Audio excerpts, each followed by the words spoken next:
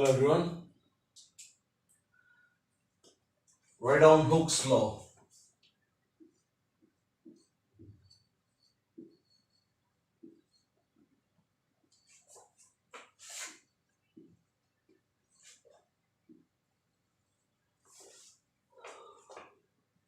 What is Hooke's law? We have seen stress and strain. These two things which we have discussed in previous lecture. Hooke's law says if stress is directly proportional to strain,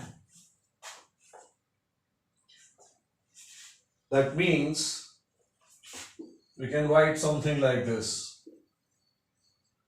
Stress is equal to some constant times strain. For longitudinal system, this is stress. Remember, this F is force at equilibrium, restoring force. Is K times strain, which was delta L upon L.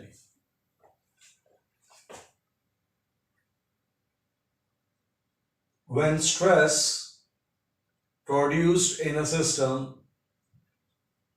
has a linear relationship, this type of thing is called linear relationship. What is a linear relationship? Something like this. Y equals to mx. This type of thing is called a linear relationship.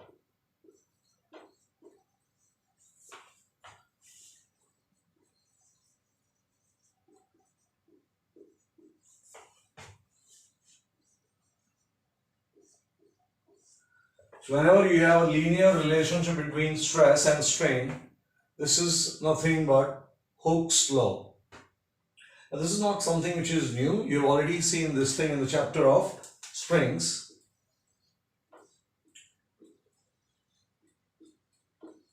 Everybody remembers that F was proportional to X. What was X? Change in the length. And we used to write F equals to Kx. Force is directly proportional to deformation in the spring. Spring also acts like an elastic body. When you remove the force, it regains its shape and all. The same type of thing, which is this as well as this, is nothing but Hooke's law. Stress, which is F upon A, strain, which is delta L upon L, they are linearly related. If you double the stress, linear relationship means if you double the stress, strain will also double. That means if somebody plots a graph between stress, yes,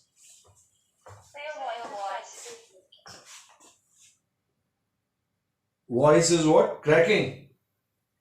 Yes, sir. Just a second. Look here. Let's repeat everything again. Stress and strain. According to Hooke's law, stress is directly proportional to strain. What does it mean? Directly proportional means you know that if you double the stress, strain will also double. Whenever we remove this proportionality sign, we use a constant. Let's call it K for the time being. This then becomes stress equals to K times strain. For a longitudinal system, when you have a wire,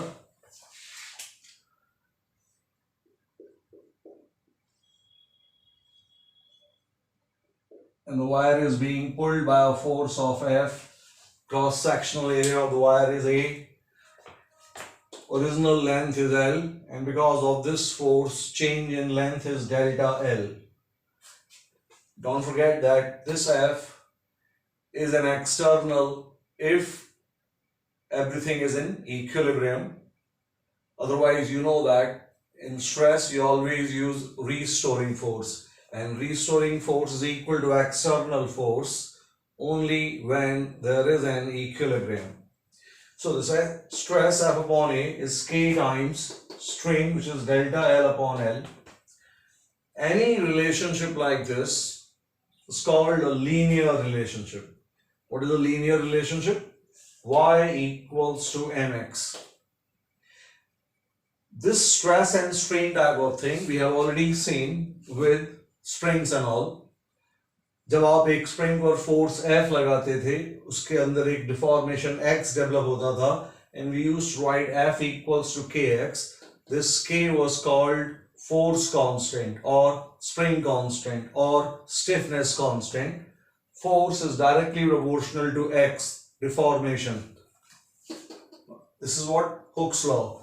Stress is directly proportional to strain. This is what Hooke's law. According to Hooke's law, if you plot a graph between stress and strain, let's see how many of you will answer this. Write down the answer in the comment box. What will be the shape of the graph if I plot it between stress and strain?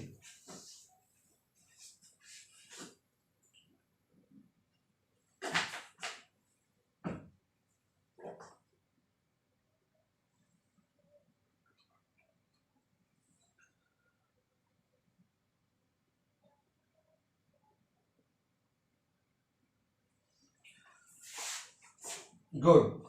The shape of the graph will be a straight line y equals to mx which passes from the origin.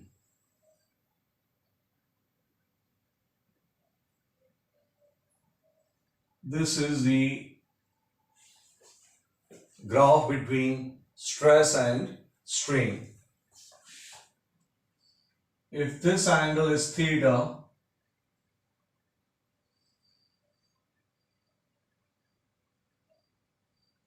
if this is theta, then write down fast in the comment box what is the value of tan of theta.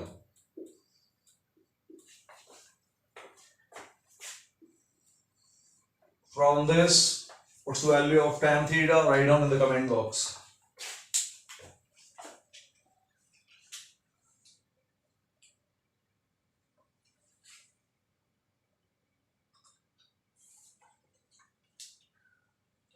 Good.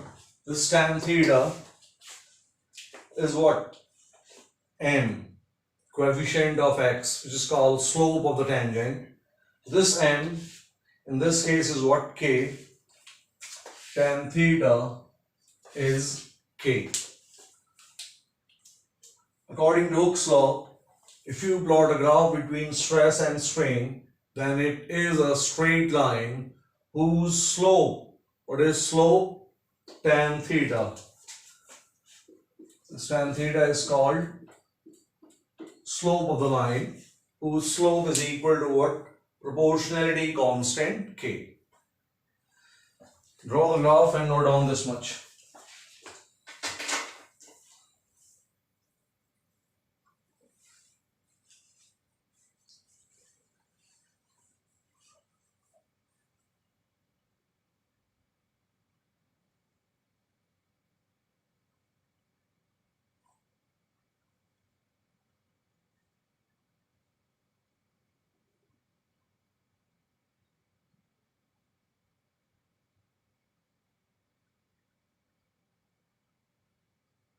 I will write the statement, but just note down the graph and everything first.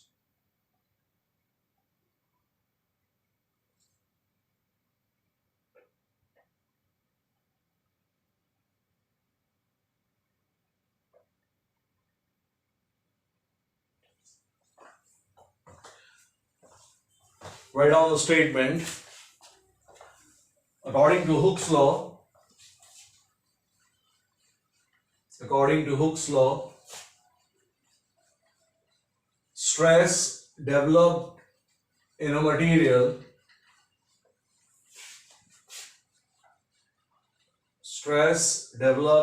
within a material in a material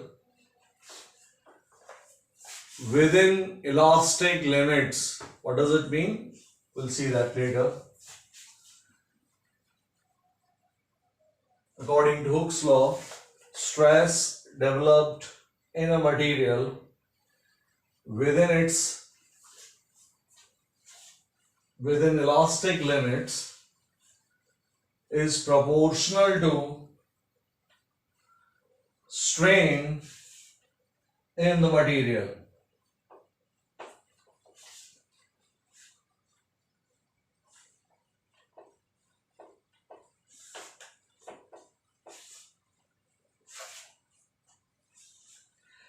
That is, stress and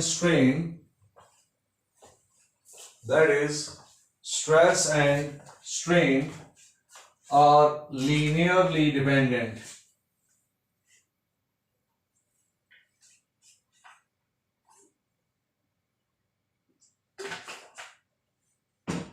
Stress and strain are linearly dependent.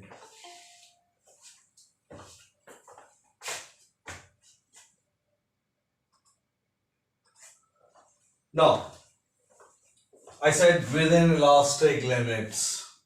What if we cross these elastic limits and all, then what happens? Look at this part. Write down stress and strain curve.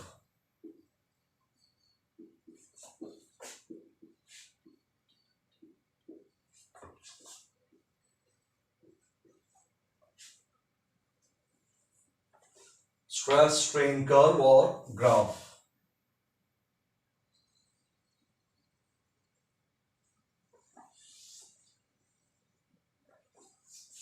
Vertical axis is stress, horizontal axis is strain. If you plot a graph between stress and strain, let me first draw the graph and then I'll explain everything in that. The shape of the graph is this straight line, but straight line portion is only for Hooke's region. Then it takes this shape and finally like this. What all is happening, we'll understand it step by step. Let's write down a few things first. This is O.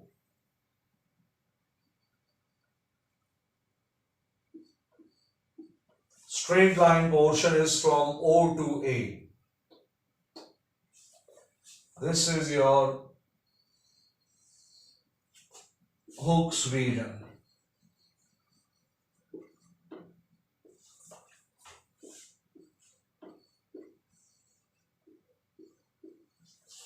That part. This is point B.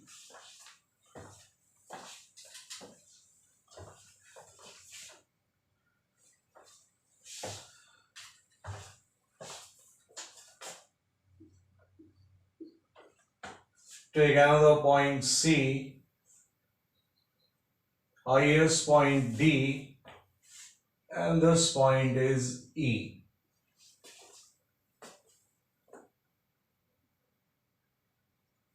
Draw the shape and then we'll write few points.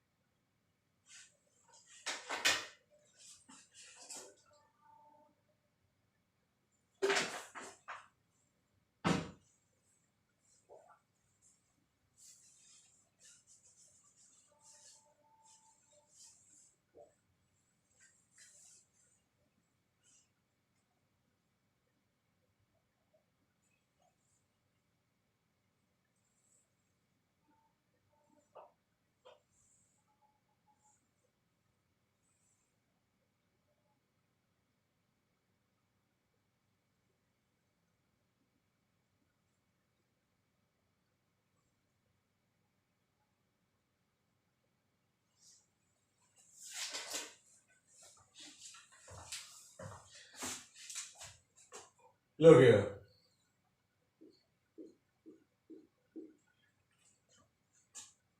We have a wire, and let's say we have hanged a weight of mg over here. Length is L, cross-sectional area of the wire is A, and we can increase this weight. We have the option of increasing mass. आप क्या expect करोगे? जैसे जैसे इसका wait आप इंक्रीज करोगे, weight is acting downwards, mg. Let me show mg separately.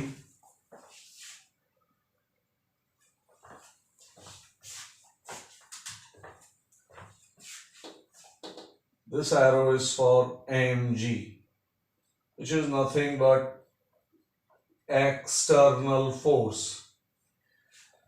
This arrow is for increase in mass. Gradually you are increasing the mass. Now every time you increase the mass, you have to make sure that an equilibrium establishes itself every time. Why? So that the internal force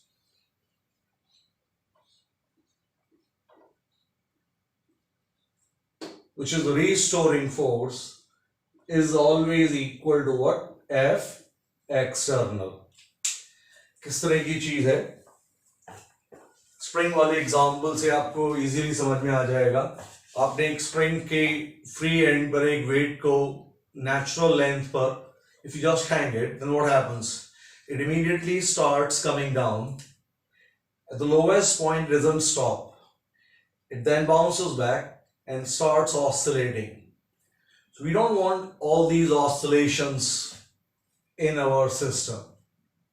We will wait out till all these oscillations are completely gone, and finally somebody who is looking at that spring, he finds that mg is being balanced by the restoring force.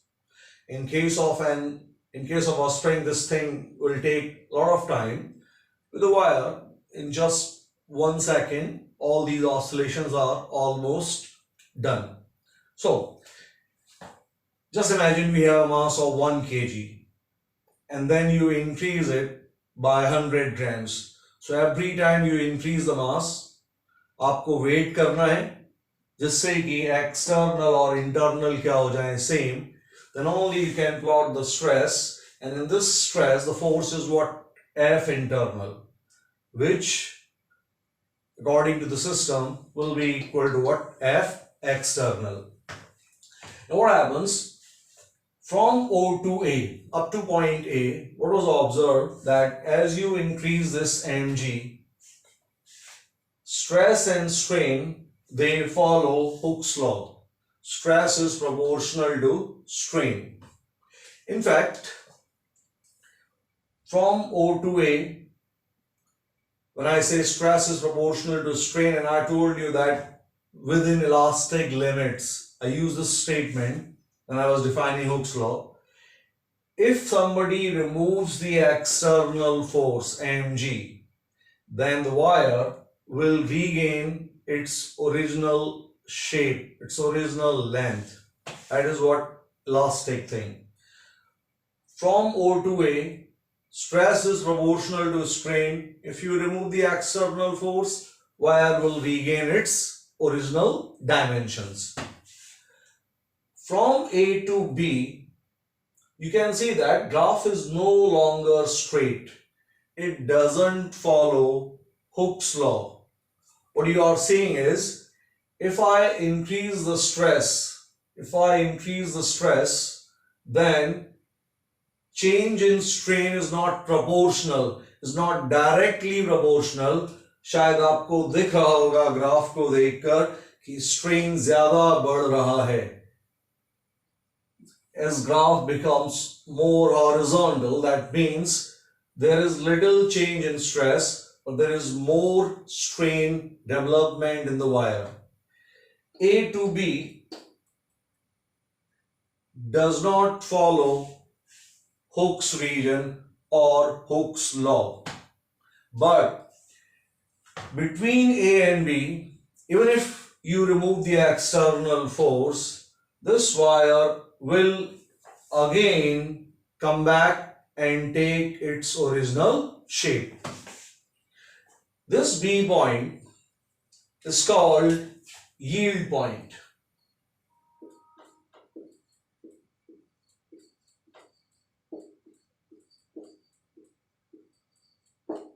Basically, this is the elastic limit of wire. Elastic means what? When you remove the external forces, things should regain its shape.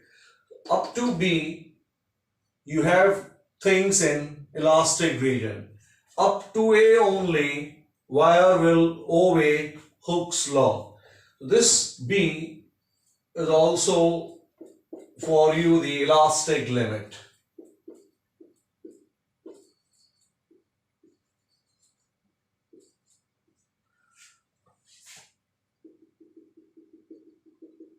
If we find the value of stress at this point, which is represented by sigma stress, let's call it sigma B. Then this sigma B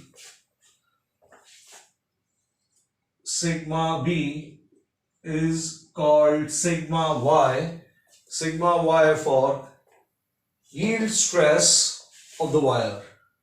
Up to sigma B, we can expect wire to regain its shape at these points, and then we'll write few things.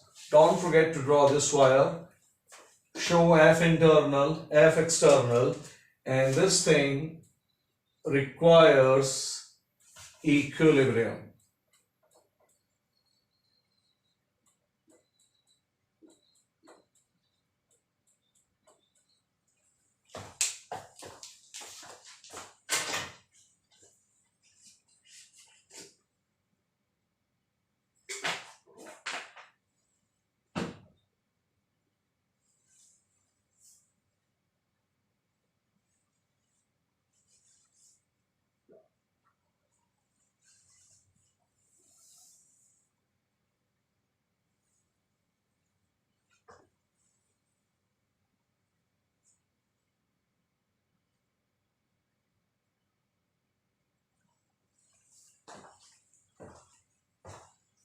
Write down the statement.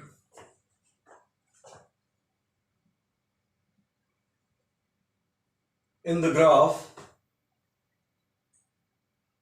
from O to A,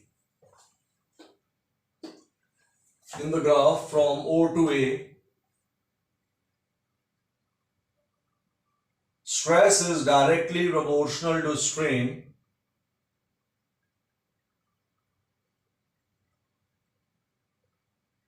Stress is directly proportional to strain, which means Hooke's law is valid, and therefore it is also called Hooke's region.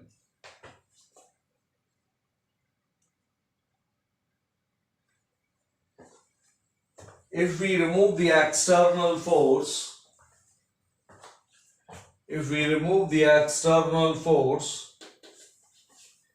then wire will regain its original length,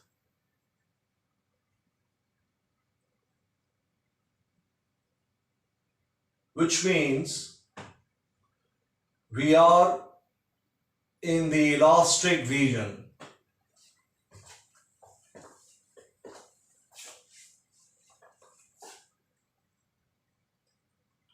Now, when external force is further increased,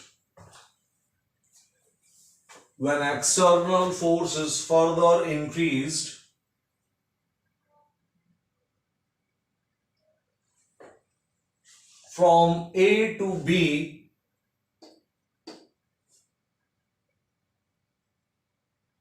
from A to B, stress is no longer proportional to strain. Stress is no longer proportional to strain as compared to OA region, as compared to OA region, for same amount of change in stress, same amount of change in stress, more strain develops in the wire.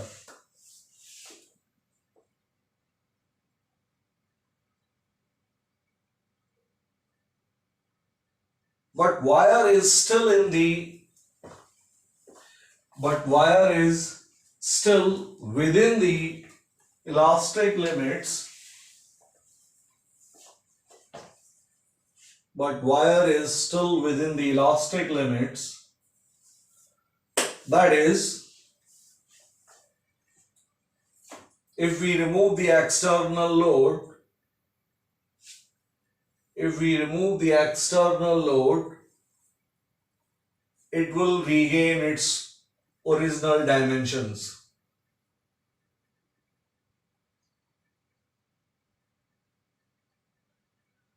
But it no longer obeys Hooke's law. But it no longer obeys Hooke's law.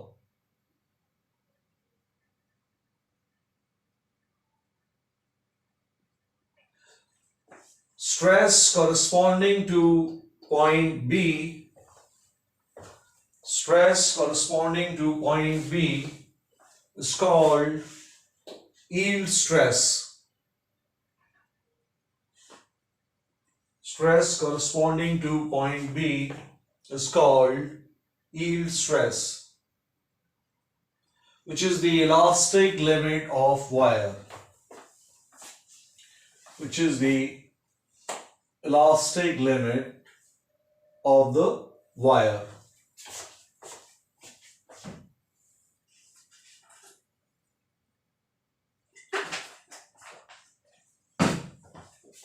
Now,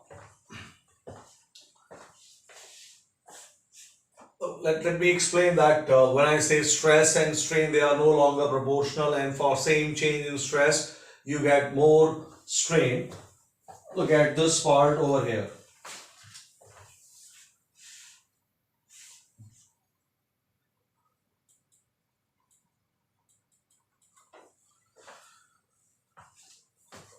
Suppose we say that we are producing this much change in the stress, this much. Then corresponding change in the strain is this.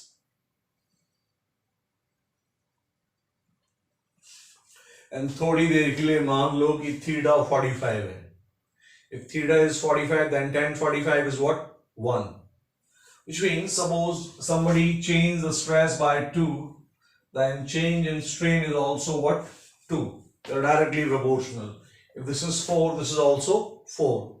This is 3, this is also 3. Provided theta is 45. एक easy case पकड़ते हैं अपन. But now, after point A, if you further increase the load, shape becomes this.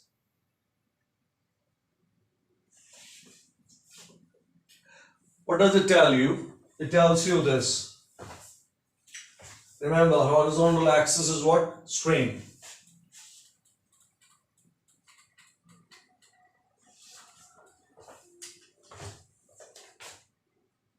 If I produce same amount of change in the stress,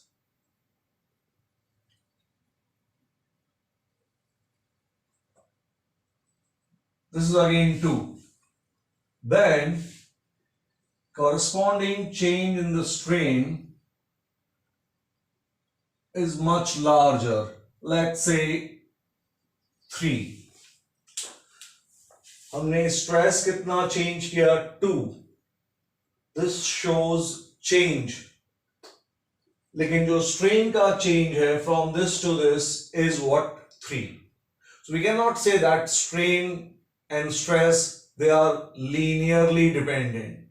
They are no longer.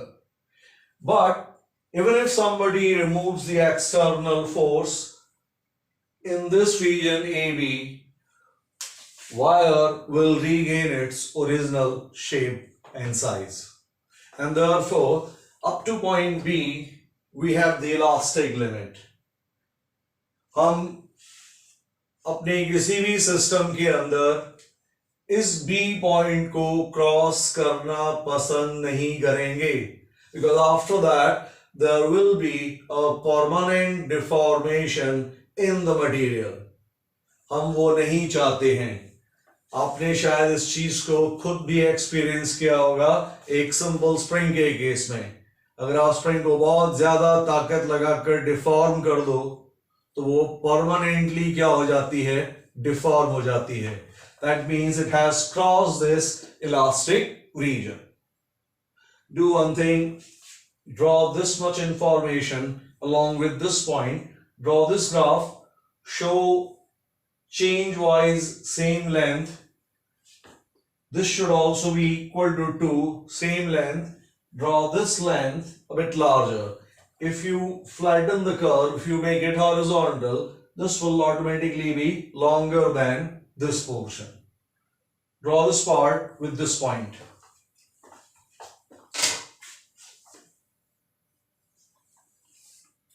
And by the way, tell me, are you all comfortable up to this point? Is everything clear? Yes or no?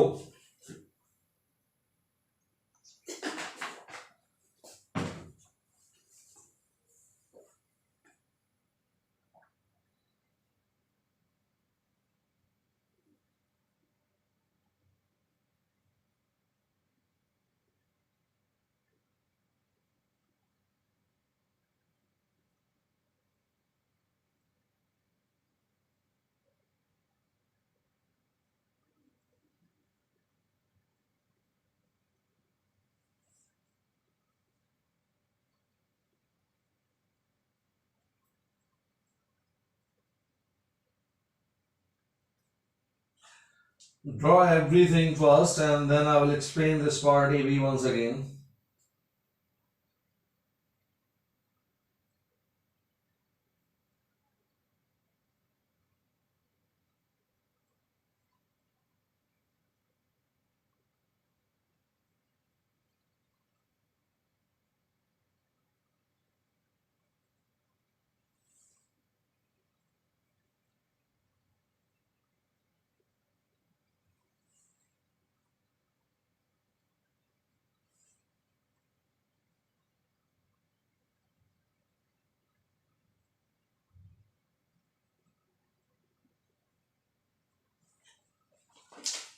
Some of you are asking this portion AB again.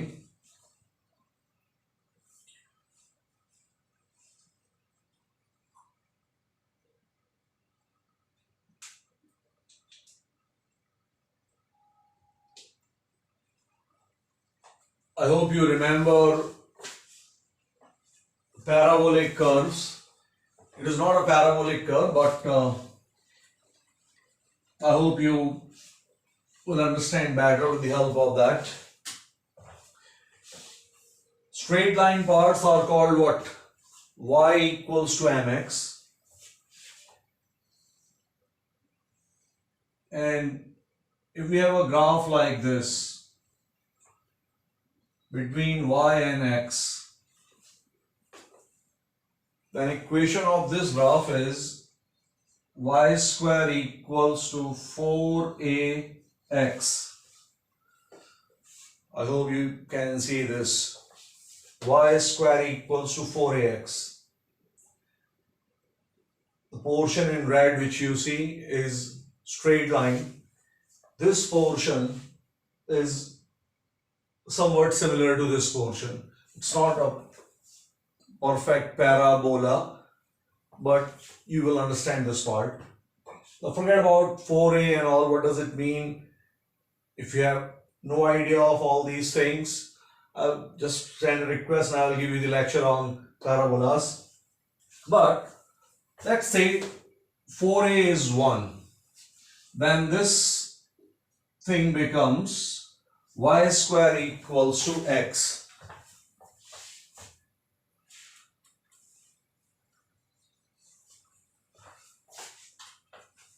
If 4a is 1, this graph is y square equals to x. What is y? Stress. What is x? Strain. Now, if y is 2, what is x? 4. 2 square is what? 4. That means what? Change in stress. If we start from the origin, suppose if change in stress is 2, then change in strain is what? 4. That means stress is no longer directly proportional to strain. Stress is in fact directly proportional to square root of x, which is square root of strain. This is not called Hooke's region. We are not interested in this region because, as I told you, we have no idea what is the equation of this curve. For different materials, this equation will be different. But for all the materials up to point A, we have a direct relation which is y equals to mx. We just need to figure out the slope and we can write everything between O and A. But this AB region gives us an advantage. What is the advantage? Even if you increase the load and you observe that stress is not proportional to strain, हमने stress बढ़ाया था, strain थोड़ा ज़्यादा दिखा, and we became careful. If I remove external force up to point B, then without any damage to the material, it will regain everything, its shape and size. This is a safe thing. From A to B, mathematically चीजों को define करना slightly difficult है. कहाँ पर आसान है? OA, because of y equals to mx type of thing, straight and linear relationship. B is the last point जहां पर हम अपने मटेरियल को रखना चाहेंगे. लास्ट जहां पर जाकर मटेरियल क्या कर दे? Surrender. It will yield to external forces acting on it beyond B. So this B is your yield point, elastic limit point. The stress which you have, sigma B, is sigma y for yield stress. So I hope you understand this part. And those of you who are interested in the parabola and all, they can draw the side note also.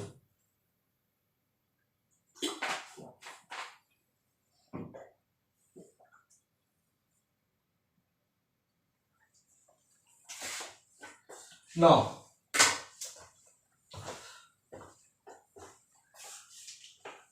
हमने B तक, suppose we started with 1 kg and then we gradually increased with 100 grams, 1 kg, then an addition of 100 grams, further addition of 100 grams and all, and we have reached point B.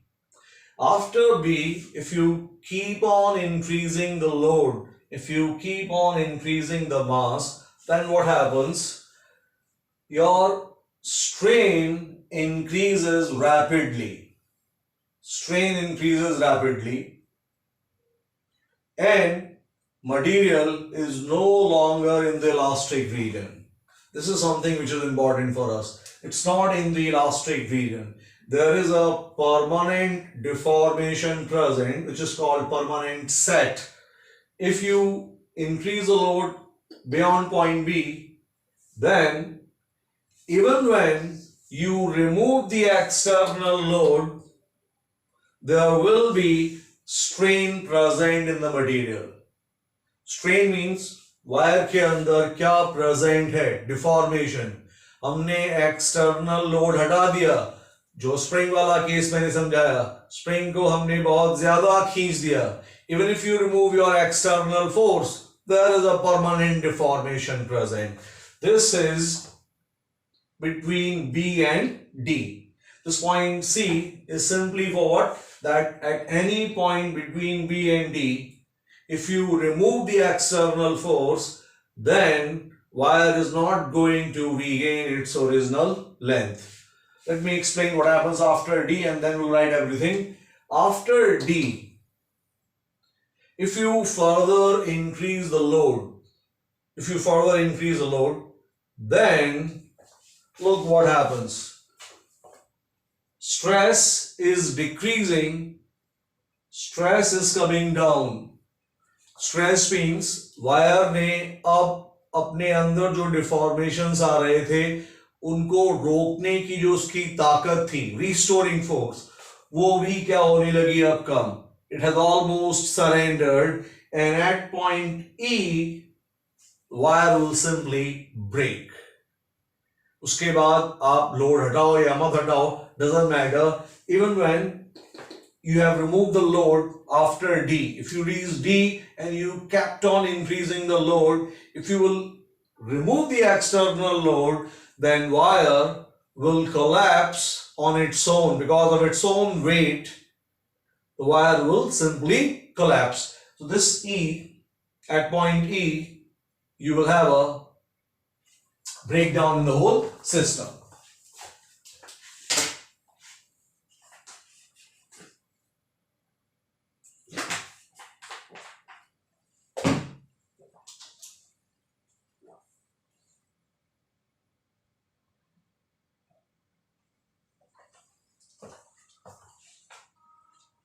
Write down these points. After B,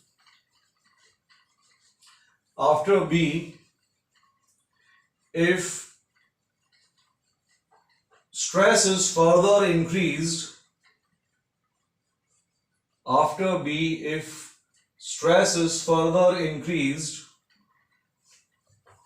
then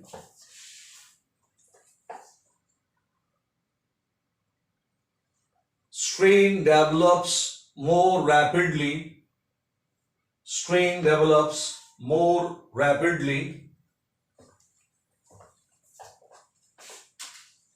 and wire is no longer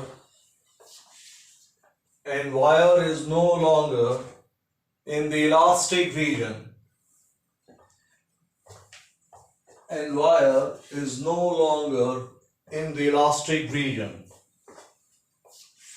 That is,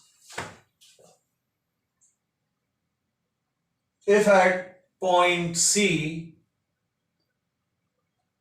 some point C, anywhere between B and D, that is, if at some point C, even if external load is removed,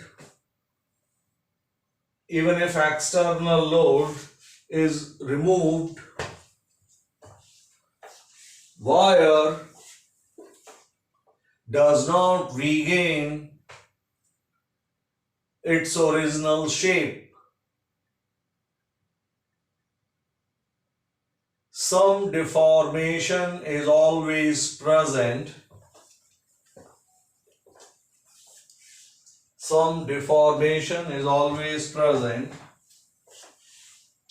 Which is called permanent set.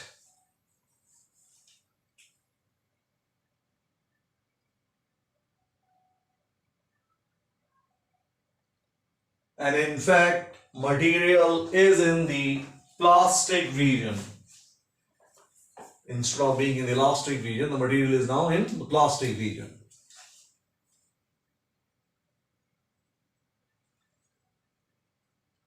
After point D,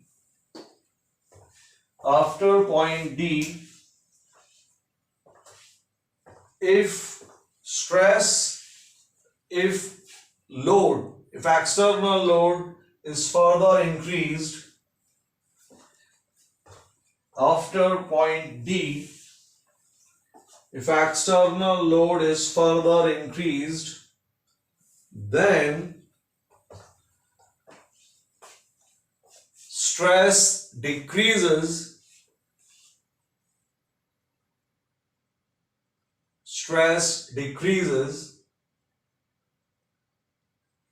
strain increases rapidly, and wire breaks at point E.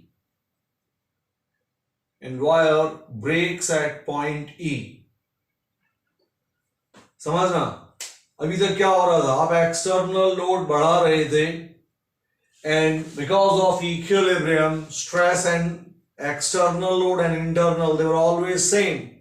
But after D, when you try to increase external load, stress instead of increasing is decreasing. एक तो सबसे अच्छी चीज है ये reason आपको बता रहा है difference between external load and the internal force. After D, as I said, you're trying to increase external load. Suppose D was 1.5 kg and you added 10 grams more. That means what? External load is increasing. But tendency to counter it, the restoring force, which you expected to be equal because of equilibrium, is not present.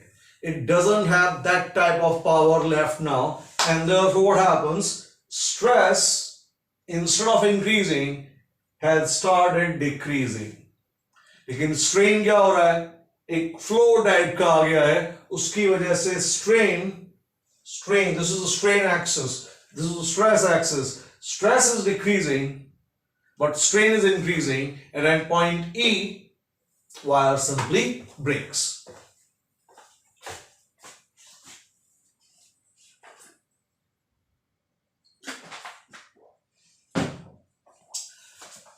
This, I hope you have written this. Stress corresponding to D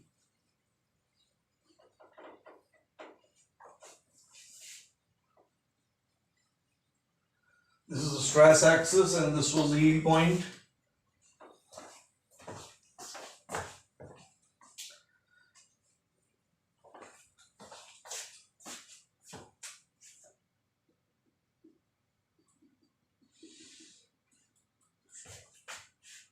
Stress corresponding to point D, sigma D,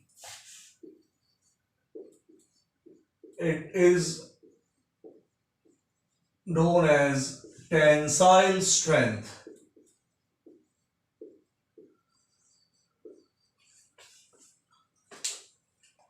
This is the tensile strength. You can expect that wire will stay up to this point. You can expect that system is not going to collapse. It has certain tension forces and all.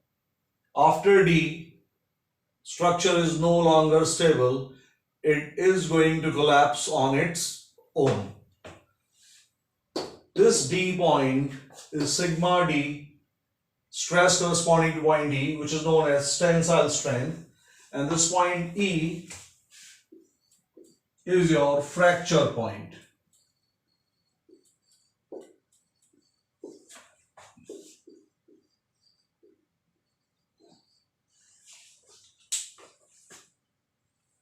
Add this information.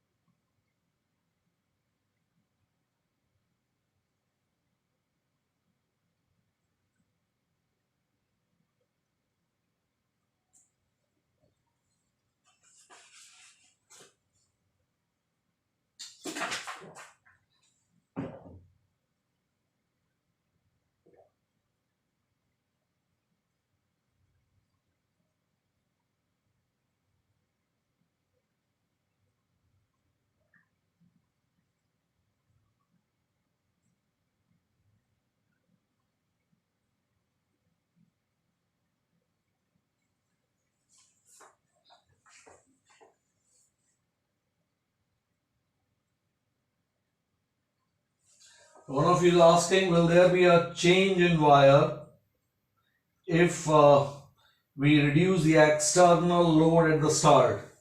At the start means what? This. And any change in wire means,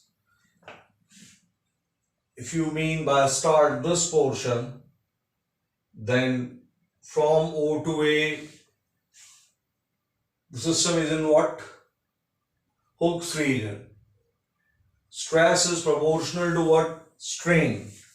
You hang the mass of 1 kg, corresponding external force is 1g, which is 10 Newton. Corresponding internal force will be 10 Newton. There will be some deformation which will be proportional to stress.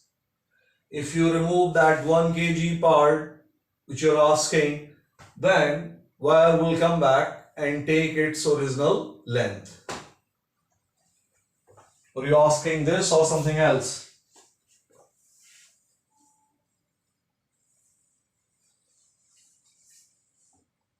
Okay.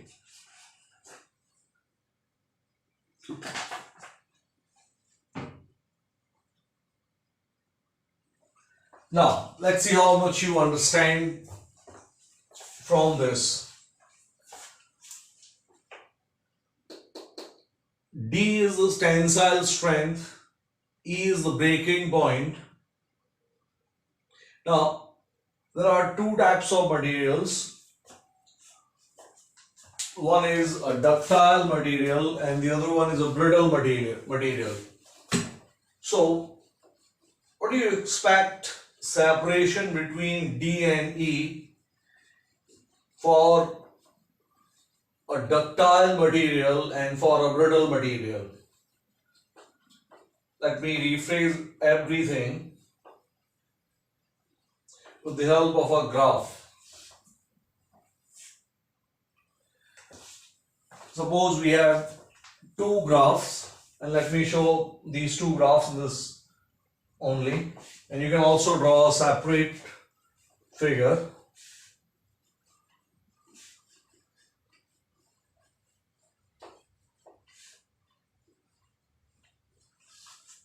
Suppose you draw a graph for material 1, this shape, and material 2, the shape is this.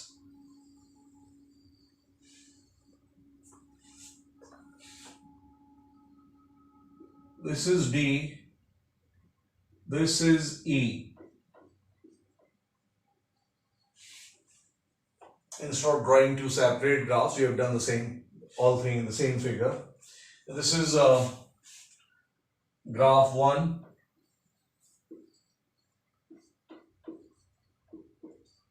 And this is graph 2.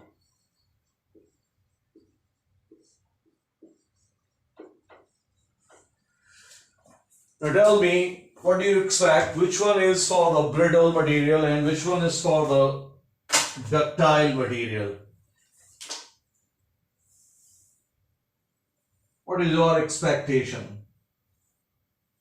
What do you think with all the information given so far? Can you figure out this much? If you can, then it means that you have understood things perfectly. And believe me, I'm not asking you something very difficult. It's something which you can easily figure out. Look at the separation between D and E. It's about separation. You have reached the last point of plastic region. After this, even if you remove the external load or you decrease the stress, wire is going to collapse. For graph 1, collapse takes place at E.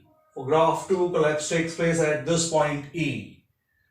So which one do you think is the ductile and which one do you think is the brittle material? Good. Both say.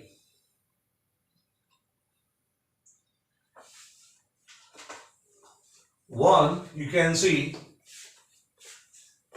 can withstand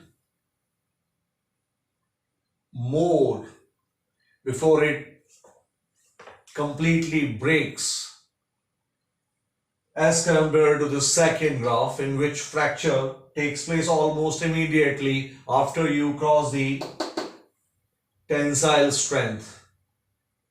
In this, just when your tensile strength crosses, you found that a fracture takes place. That means you can easily break it apart, which means this is for the brittle one,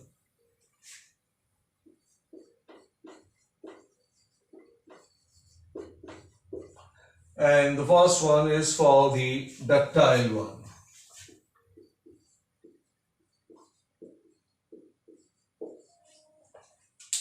And it's all on the basis of what? Separation between D and E. If E is further away from D, more ductile. If E is closer to D, you have a brittle material.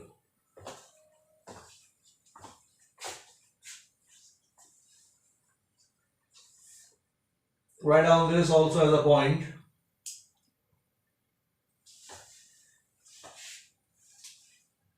If point E is far away from D,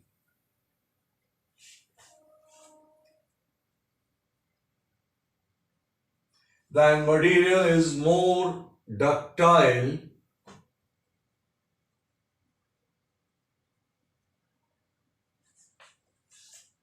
inside the bracket. It takes longer to break apart.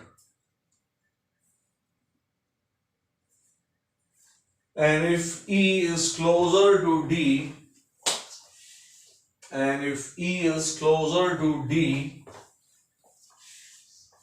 then material is more brittle.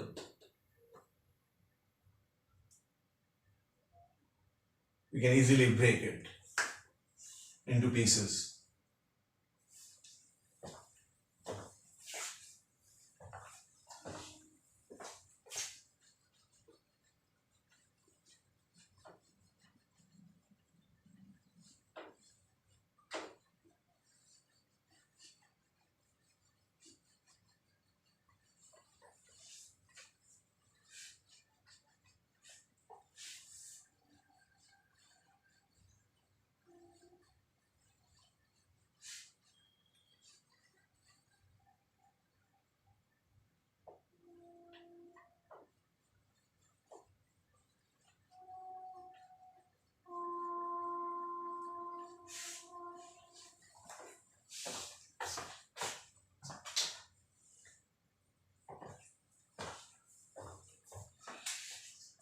Write down Young's modulus.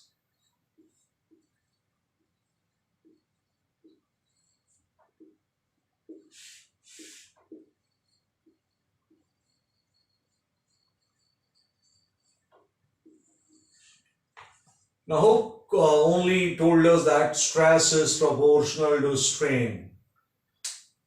Only that much.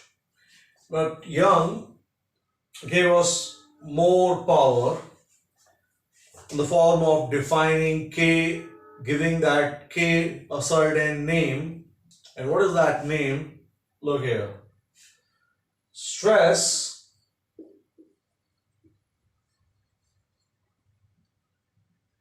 we found that is proportional to strain. Hooke says that remove the proportionality sign and use a constant K. Well, he doesn't say this. He only says that stress is proportional to what? Strain. This guy Young, he tells us that this K, which is the constant, jokingly, give it my name. And this is Y for Young's modulus. So basically, what is Young's modulus? Young's modulus gives us ratio of stress and strain.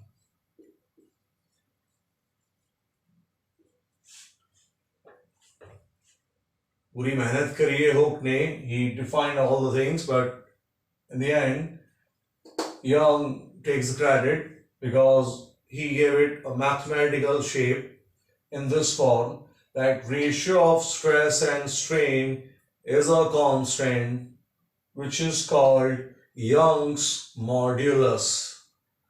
Just because he could define things in this form. What is stress? F upon A. What is strain? Delta L upon L. So what this becomes, this is F multiplied by L whole divided by A into delta L. This is called Young's modulus.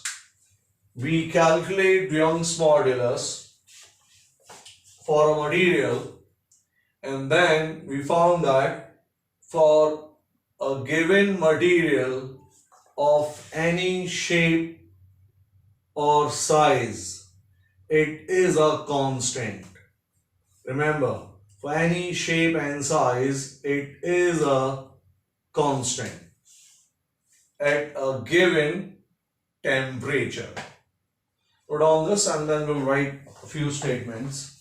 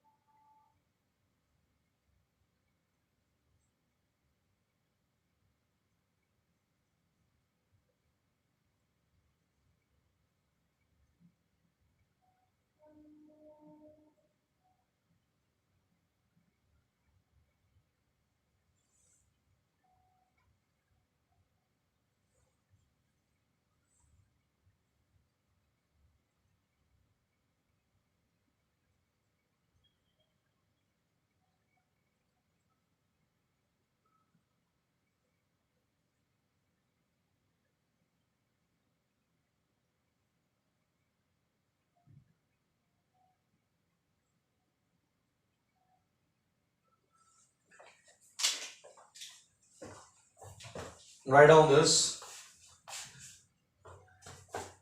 Ratio of stress, ratio of longitudinal stress and longitudinal strain.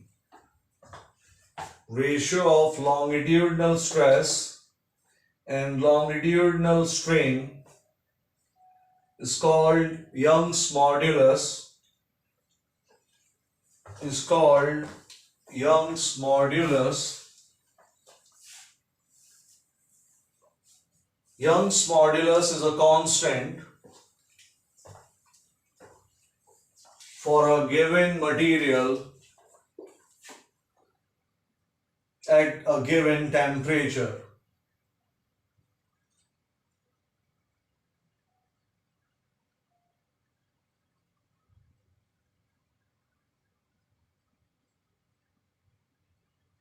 Well, let me ask you this. What do you expect?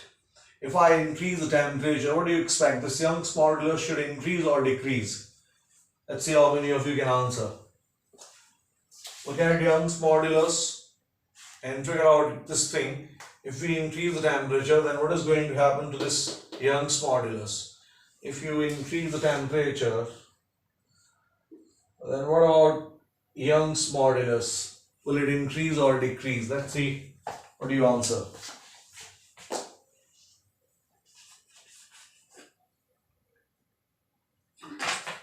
Good. And how easy it is to remember. Let's say we have taken a wire of given length, you applied some external force of 1 kg, and then you measure delta L. Now, if you increase the temperature, you know that material is going to become little soft. Soft means you can easily deform it.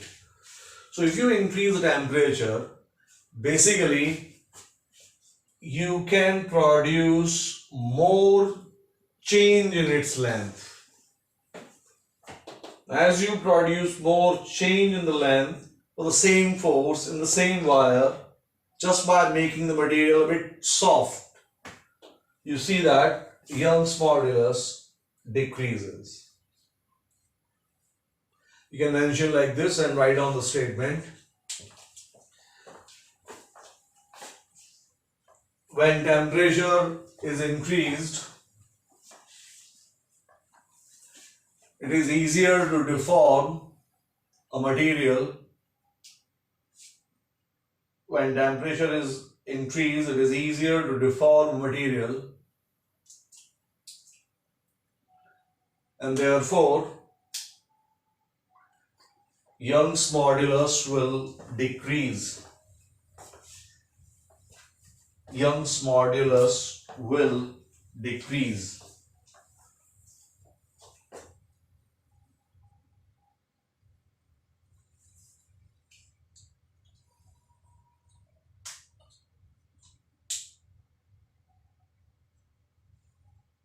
Now tell me this. If we have a cube, steel cube,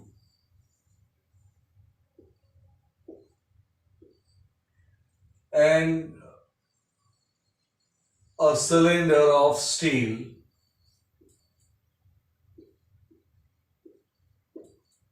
of same volume, they are of same volume and temperature is same, then for which one Young's modulus will be more? For cube or for the cylinder?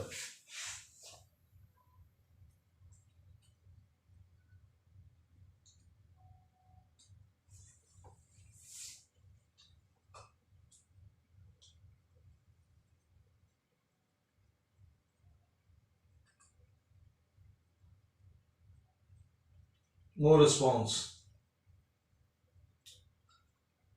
As I told you, if you just read the statement, Young's modulus is for the material.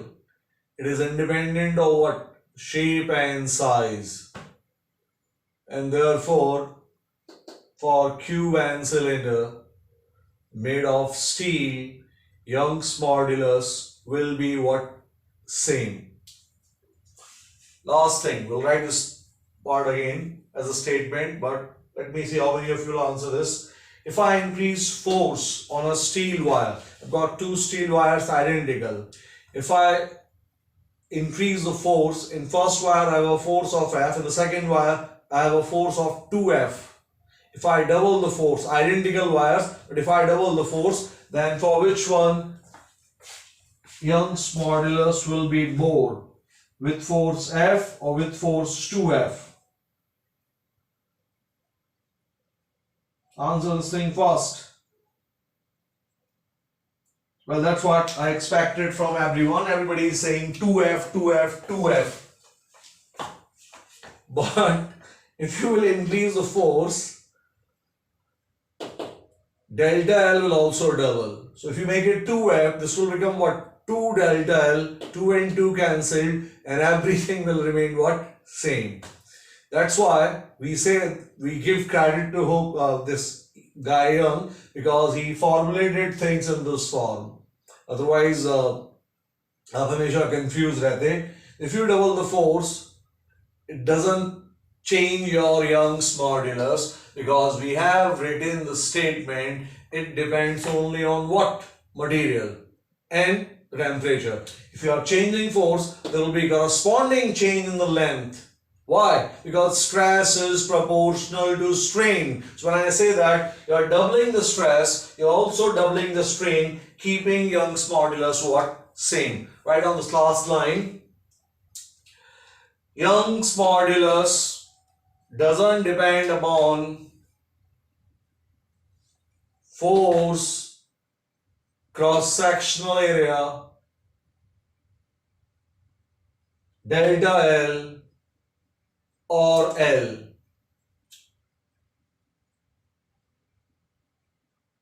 It is a constant for a given material at a given temperature.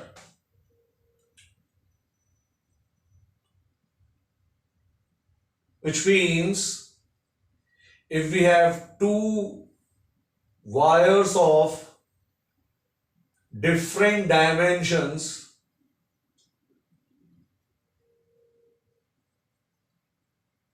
but both of steel, then for both of them Young's modulus will be same. If you understand this much, then write down the answer in the comment box and then you can leave. Thank you very much.